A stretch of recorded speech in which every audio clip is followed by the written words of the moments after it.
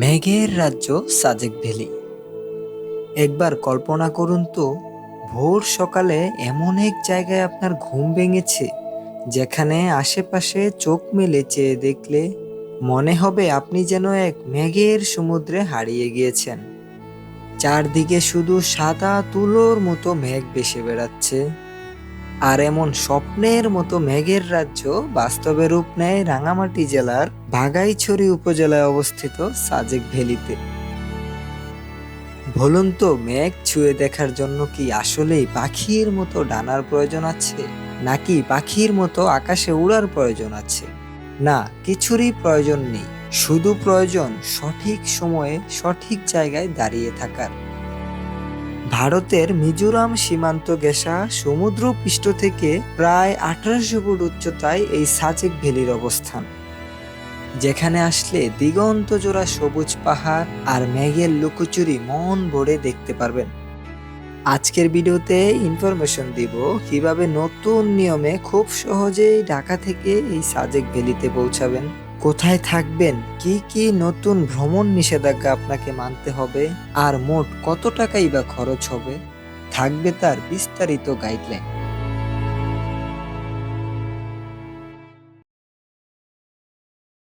প্রথমেই খুব ছোট্ট করে বলি আমি কিভাবে ঢাকা থেকে এই সাজেকে আসলাম। ঢাকা থেকে সাজেক ভ্যালি যাওয়ার জন্য প্রথমেই আসতে হবে খাগড়াছড়িতে। সেজন্য প্রথমেই চলে আসি ঢাকা সায়দাবাদ বাস কাউন্টার। রাত 11টায় econo non AC bus service, chair coach সিটের ভাড়া জনপ্রতি 800 টাকা। আপনারা চাইলে শান্তি পরিবহনও করেও চলে আসতে পারেন এই খাগড়াছড়িতে। মোটামুটি 6 ঘন্টার একটি আরামদায়ক জার্নি। রাত 2টায় হাইওয়ে হোটেল জমজমে 20 মিনিটের ছোট্ট ব্রেক। সকাল 5টায় ভোরের আলো ফুটতে না ফুটতেই বাসটি চলে আসে খাগড়াছড়ি গেটের সামনে।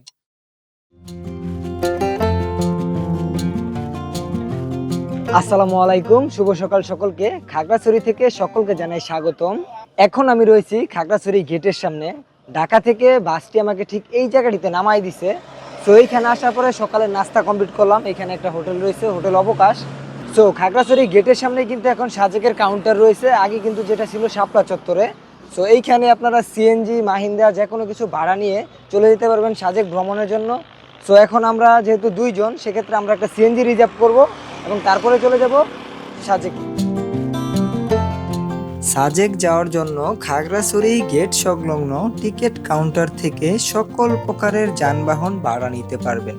এইখানকার প্রতিটি যানবাহন চলাচল করে মালিক সমিতির নির্ধারিত ভাড়ার ভিতরে। সাজেকে মোট কতদিন থাকবেন, সাজেক থেকে ফিরে খাগড়াছড়ির কোন কোন পর্যটন স্পট ঘুরে দেখবেন, এর সব কিছুর উপর নির্ভর করে এখানকার যাতায়াত ভাড়া। যারা 2 থেকে 3 জন আসবেন তাদের জন্য হতে পারে সিএনজি একটি বেস্ট অপশন। ভাড়া পড়বে 5200 টাকা।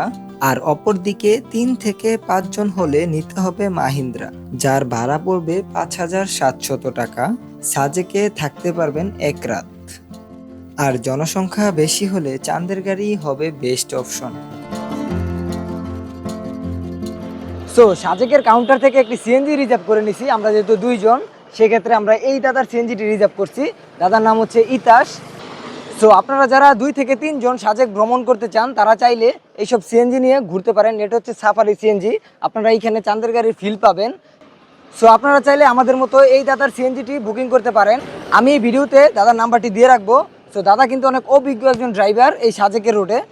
দাদা, আপনার এই ড্রাইভিং স্কিল কত বছরের? আমি প্রায় 6 বছর হইতেছি সাজেকের লাইনে গাড়ি চালাইতেছি। দাদা নাকি প্রায় 6 বছর ধরে এই সাজেকের লাইনে গাড়ি চালাচ্ছে। দাদা কিন্তু অনেক অভিজ্ঞ একজন ড্রাইভার, আর সাজেকের রোডে অভিজ্ঞ ড্রাইভারের অনেক অনেক প্রয়োজন। দাদা, আমরা ভালো করে ঘুরতে পারবো তো? অবশ্যই ঘুরতে পারবেন দাদা। সবগুলো পয়েন্ট দাদা ভালো করে ঘুরাবে, আমাদের সাথে কথা হয়েছে। যাওয়া যাক।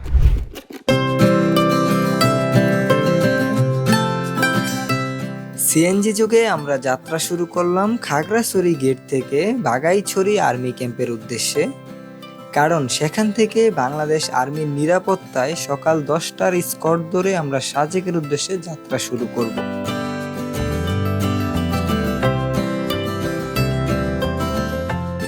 এখন আমি আছি বাগাইহাট আর্মি ক্যাম্পে। এই যে আমার পিছনে দেখতে পাচ্ছেন বাগাইহাট আর্মি ক্যাম্পের যেই মাঠটা রয়েছে সেটা। আর সিএনজি গুলো ঠিক সিরিয়াল ধরে ওই দিকে দাঁড়ানো রয়েছে। আর এই মাঠের মধ্যে আপনার থাকে চাঁদের গাড়ি বা জিপ গাড়িগুলো। এখন আপাতত সিজন না, সেক্ষেত্রে গাড়িগুলো কম, পর্যটক কম। যখন সিজন হয় তখন পুরো মাঠটি পুরো ভরা থাকে গাড়িতে, এবং একসাথে স্কট ধরে সাজেকের উদ্দেশ্যে রওনা দেয়। এখন আমরা এখানে আসছি, কিছু পাহাড়ি ফল টল খাবো, ঘুরে ঘুরে দেখবো, তারপরে সময় হলে একসাথে স্কট ধরে সাজেকের উদ্দেশ্যে রওনা দেবো।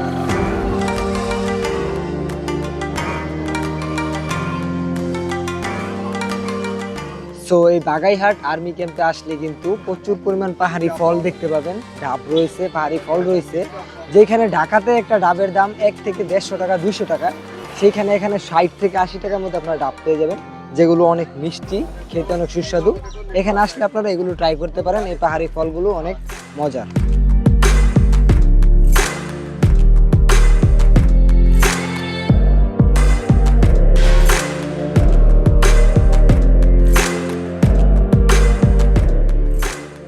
বাঘাইছড়ি আর্মি ক্যাম্প থেকে সাজেকের দূরত্ব প্রায় 30 কিলোমিটার। যেতে সময় লাগবে 1 ঘন্টা 30 মিনিটের মতো। তবে এই আঁকাবাঁকা রাস্তার অপরূপ সৌন্দর্য দেখতে দেখতে কখন যে আপনি পৌঁছে যাবেন সাজেকে বুঝতেই পারবেন না। এই রাস্তার অপরূপ প্রাকৃতিক রূপ, আঁকাবাঁকা পথ, সারি সারি গাছ, সত্যিই এ যেন এক জীবন্ত ক্যানভাস।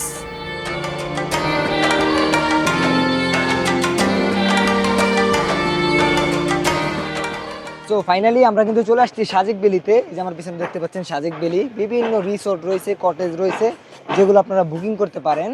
আর আমরা যার মাধ্যমে এখানে আসছি, এই যে দাদা কিন্তু একজন দক্ষ ড্রাইভার এবং খুব সুন্দর তার ড্রাইভিং স্কিল, যার কারণে কোনো প্রকার দুর্ঘটনা না ঘটিয়ে আমরা সুন্দরভাবে আল্লাহর রহমতে পৌঁছে গেছি সাজেক ভ্যালিতে। সো এখন আমাদের বুকিং করা রিসোর্টে যাব এবং চেকিং করব, এবং তারপরে দুপুরে খাওয়া দাওয়া করবো। সো সেদিকে যাওয়া যাবে।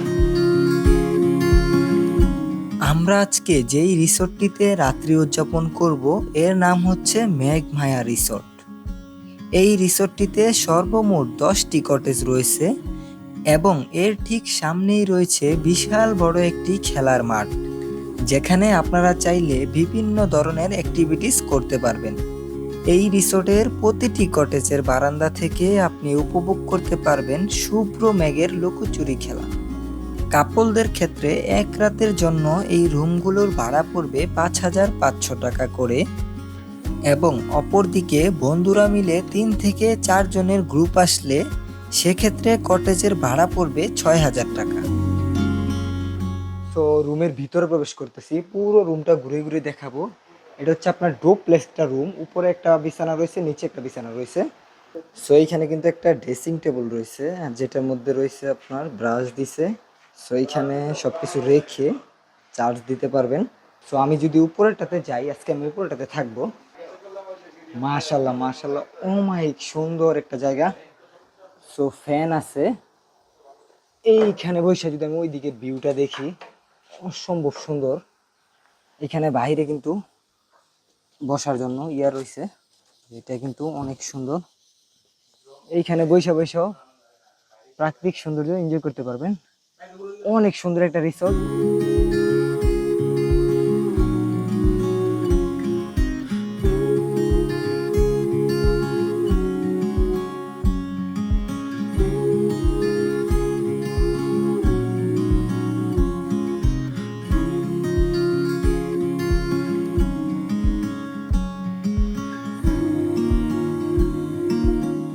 সো রুমে এসে ফ্রেশ হয়ে এখন চলে যাচ্ছি দুপুরের খাবার খাওয়ার জন্য।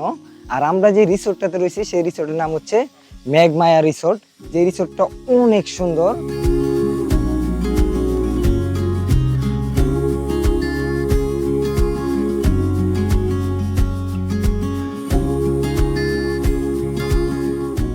সো এখন দুপুরের খাবার কমপ্লিট করলাম। এই যে আমার পিছনে দেখতে পাচ্ছেন মারুয়াটি রেস্টুরেন্ট থেকে। সো এই সাজেক ভ্যালিতে অনেকগুলো রেস্টুরেন্ট রয়েছে, আপনারা যে কোনো থেকে খাবার খেতে পারেন। সো সবগুলো রেস্টুরেন্টেই 3 বেলার একটি করে প্যাকেজ থাকে, 700 টাকা 750 টাকা। সো বেশি হ্যাসেলে না গিয়ে 3 বেলার প্যাকেজটি খেয়ে নেওয়াই ভালো।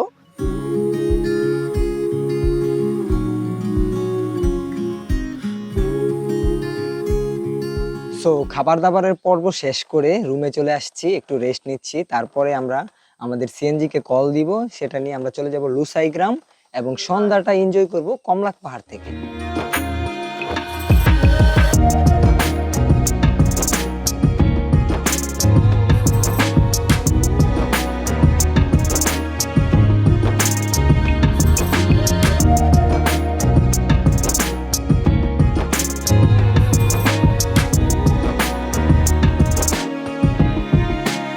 সো এখন আমি চলে আসছি স্টোন গার্ডেনে। এখানে আপনার প্রবেশ করতে হলে জনপ্রতি 20 টাকা করে টিকিট কাটতে হয়।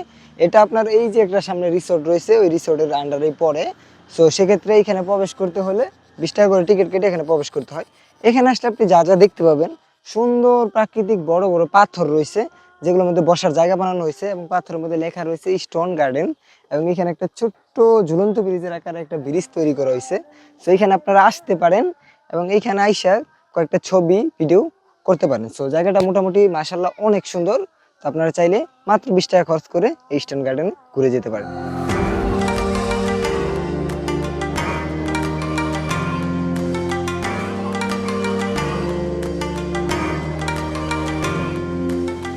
সো আমি এখন আছি আই লাভ সাজেক ভিউ পয়েন্টের কাছে। এখানে আসলে মানুষ ছবি তোলে, ভিডিও করে। সো এটাই সেই সাজেকের ভিউ পয়েন্ট যেখানে লেখা রয়েছে আই লাভ সাজেক। সো আপনারা এখানে আসতে পারেন, ছবি তুলতে পারেন, ভিডিও করতে পারেন।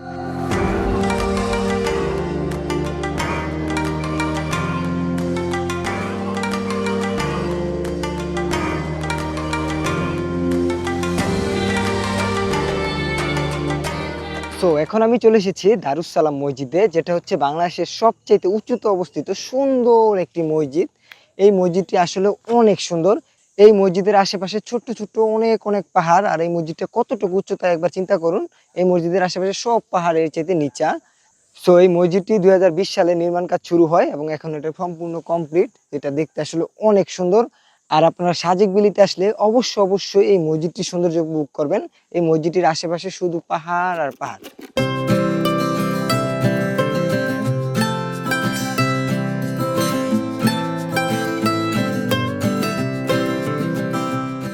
সো আমি এখন চলে এসেছি কমলাক পাহাড়ের পাদদেশে। এই যে আমার পিছনে দেখতে পাচ্ছেন কমলাক পাহাড়ের বিশালতা দেখা যাচ্ছে।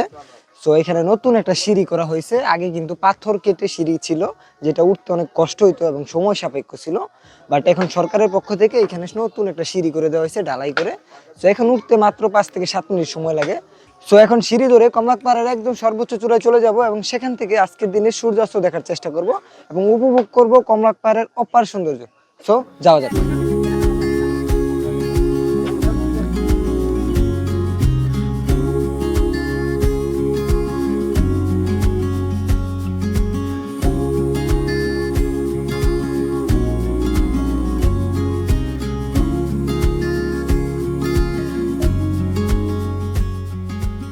সো এইখানে উঠতে কিন্তু মোটামুটি ভালো কষ্ট হয়েছে, বাট এইখানে কিন্তু অনেক শীতল বাতাস আছে। তো সেক্ষেত্রে একটু গরম লাগতেছে না। সো আপনারা যদি একদম নিরিবিলিতে এখানে থাকতে চান, এখানে কমলাক পাহাড়ের উপরে কিন্তু বেশ কিছু কটেজ রয়েছে যেগুলোর মূল্য মোটামুটি কম আছে। একবারে নিরিবিলি পরিবেশ যদি থাকতে চান তাহলে কমলাক পাহাড়ের উপরে আপনারা রিসোর্ট বুকিং করতে পারেন। সো কমলাক পাহাড়ের চূড়ার দিকে আরও যাব এবং পুরোটা ঘুরে ঘুরে দেখানোর চেষ্টা করব। সো ওইদিকে যাওয়া যাক।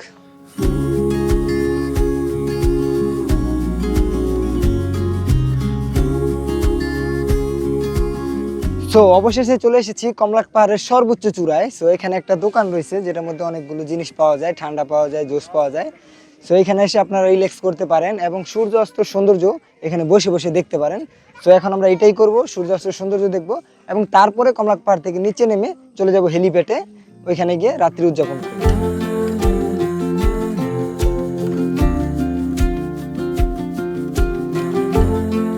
কমলাক পাহাড় থেকে বিকেলের সূর্যাস্ত উপভোগ করে আমরা ফিরে আসি সাজেকের হেলিপ্যাডে।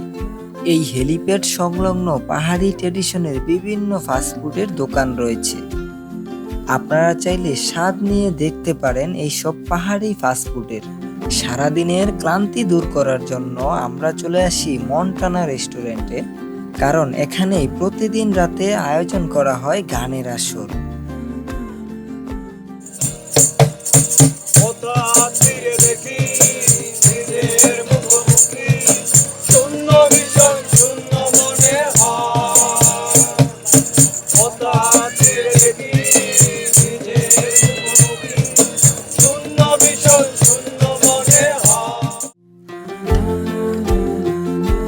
আগামীকাল সকাল সকাল ঘুম থেকে ওঠার কথা মাথায় রেখে চলে আসি রাতের খাবার খাওয়ার জন্য। রাতের খাবারে আমরা ট্রাই করেছি প্যাকেজে থাকা বাম্বু চিকেন বিরিয়ানি। রাতের খাবার শেষ করে আমরা আবারও ফিরে আসি আমাদের কটেজে।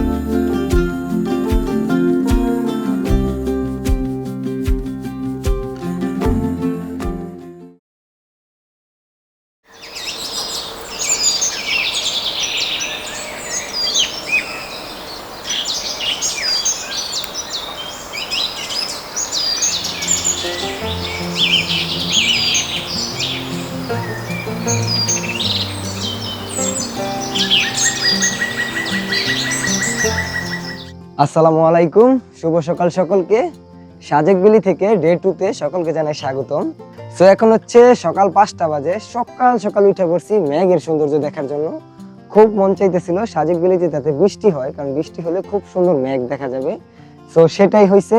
সকাল 5টার দিকে উঠে দেখি এত সুন্দর মেঘ আমাদের বারান্দায় এসে আমাদের জন্য অপেক্ষা করতেছিল। সো উঠে পড়ছি সকাল সকাল, উঠে পুরো সাজেকের সুন্দর মেঘের সৌন্দর্য উপভোগ করতেছি। তো সাজেকে আসার পরে এত সুন্দর মেঘ দেখাটা কিন্তু আসলে সত্যি ভাগ্যের ব্যাপার। সো আমাদের ভাগ্যটা অনেক অনেক ভালো। এই যে এদিকে ইন্ডিয়ার মিজোরামের সুন্দর মেঘের ভিউ অসাধারণ দেখা যাইতেছে, সত্যি অসম্ভব সুন্দর লাগতেছে এই মেঘগুলো। দ্বিতীয় দিনের সকালটা শুরু হলো এক অপূর্ব দৃষ্টি দিয়ে। চারপাশ জুড়ে সাদা তুলোর মতো মেঘ ভেসে বেড়ানো, আর শরীরে মেঘের শান্ত স্পর্শ যেন মনটাকে একদম শীতল করে দিয়ে যায়। সত্যি বলতে সকালের এই মনোরম দৃশ্য দেখার জন্যই হয়তো পাহাড় প্রেমীরা সাজেকে ছুটে আসে বারবার। সো এইটা হচ্ছে আমাদের ডুপ্লেক্সের উপরের যে বেডটা আছে সেইটা। এটা থেকে কিন্তু খুব সুন্দর একটা ভিউ পয়েন্ট দেখা যায়। যেদিকে একটা হ্যামকের মতো বানানো হয়েছে, যেখানে আপনারা শুয়ে শুয়ে এই সুন্দর প্রকৃতিটাকে এনজয় করতে পারবেন যদি এই রিসোর্টের এই কটেজটা আপনারা বুকিং করেন। সো এইখানে বৈশা অথবা শুয়ে সুন্দর একটা প্রকৃতি এনজয় করার চেষ্টা করতেছি। মার্শাল্লাহ, আজকের ওয়েদারটা এতটা সুন্দর বলে ভাষায় প্রকাশ করা যাবে না।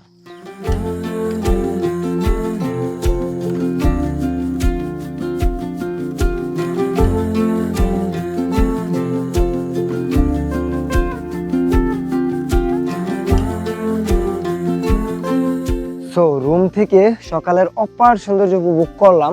এখন সময় হচ্ছে আপনার হেলিপ্যাডে যাওয়ার। হেলিপ্যাড থেকে নাকি সকালের অপরূপ সৌন্দর্য দেখা যায়, চারপাশে শুধু মেঘ দেখা যায় এবং মেঘের অনেক কাছে যাওয়া যায়। সো এখন হেলিপ্যাডের দিকে যাব এবং সকালের সৌন্দর্য আপনাদেরকে দেখানোর চেষ্টা করব। So let's go.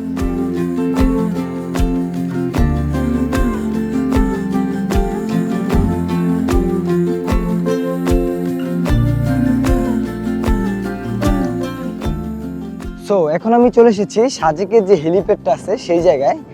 সকাল সকাল এই হেলিপ্যাড থেকে প্রকৃতির এক অপরূপ সৌন্দর্য দেখা যায়।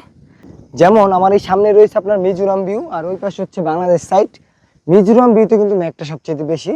আপনারা যখনই রিসোর্ট বুকিং করার চেষ্টা করবেন অবশ্যই চেষ্টা করবেন যাতে সেটা হয় মিজোরাম ভিউর দিকে, কারণ তখন আপনি সকাল সকাল আমরা যে মেঘের ভিউটা দেখতে পাচ্ছি সেটা দেখতে পাবেন। তো এখন আমি রয়েছি সাজেক জিরো পয়েন্টে। এই যে এখানে দেখতে পাচ্ছেন জিরো পয়েন্টের মাইন্ড ব্লক আছে। সাজেক আসলে সবাই কিন্তু এইখানে আসে এই জিরো পয়েন্টের সাথে একটা ছবি তুলে স্মৃতি হিসেবে নিয়ে যায়। সো আপনারাও চাইলে এই জিরো পয়েন্টের এখানে আসতে পারেন। সো সাজেক জিরো পয়েন্ট ঘুরে শেষ করে এখন চলে যাচ্ছি লুসাই গ্রামের উদ্দেশ্যে। লুসাই গ্রাম কিন্তু সকাল 7টার আগে খোলে না। তো এখন যাই লুসাই গ্রামে প্রবেশ করবো এবং সেটা সৌন্দর্য আপনাদেরকে দেখানোর চেষ্টা করবো। সো এখন কিন্তু চলে এসেছি লুসাই গ্রামে। এই যে আমার শরীরে দেখতে পাচ্ছেন লুসাই ট্র্যাডিশনের কাপড় পরছি। এখানে হচ্ছে আপনারা যদি কাপড় সহ টিকিট কাটেন তাহলে হচ্ছে জনপ্রতি 100 টাকা, সময় পাবেন 20 মিনিট। সো এখন লুসাই ট্র্যাডিশনের কাপড় পরছি, এখন ভিতরে প্রবেশ করবো এবং ভিতরের সৌন্দর্যটা দেখানোর চেষ্টা করবো। সো যাওয়া যাক।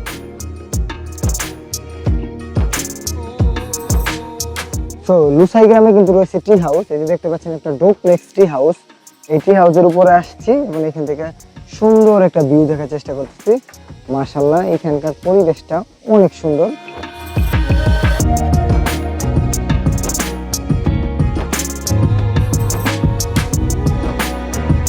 তো লুসাই গ্রামে আসলে আপনারা যেমন তাদের ট্রেডিশন দেখতে পাবেন, এমন তাদের যে কাজকর্ম করার বিভিন্ন সামগ্রী যেগুলো আগে তারা ব্যবহার করতো এবং তাদের যে ট্রেডিশন সেগুলো দেখতে পাবেন। যেমন এখানে রয়েছে যে একটা জিনিস যেটা দিয়ে হয়তো বা একসময় কাজ করা হইতো, ধান গম এখানে গুঁড়া করা হইতো। সো এগুলোর ট্রেডিশন আপনারা দেখতে পাবেন।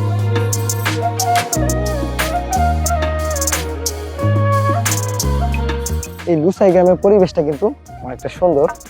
সো আপনারা যারা ফ্যামিলি নিয়ে আসবেন, মেয়ে নিয়ে আসবেন, তারা মেয়ে মানুষের ড্রেস পরবেন, আর যারা ছেলেরা আসবেন ছেলে মানুষের ড্রেস পরবেন। ড্রেস পরলে আপনি ফুল একটা ভাইব পাবেন। এই লুসাই গ্রামের লুসাই ট্র্যাডিশনের ফুল একটা ভাইব পাবেন। এই যে জঙ্গলগুলো অনেক সুন্দর, ভিতরে বিভিন্ন কাজ করার যে মূর্তিগুলো তৈরি করা হয়েছে সেগুলো দেখতে পারেন, ঘুরে ঘুরে সুন্দর। লুসাই গ্রামের অপরূপ সৌন্দর্য উপভোগ করে আমরা আবারও ফিরে আসি আমাদের রিসোর্টে। রিসোর্ট থেকে ব্যাগপত্র গুছিয়ে নিয়ে সকাল 10টার স্কট ধরে আমরা রওনা হই খাগড়াছড়ির উদ্দেশ্যে। সাজেকের এই ভ্রমণটা সত্যিই মনে গেঁথে থাকার মতো, প্রতিটা মুহূর্তই ছিল স্বপ্নের মতো।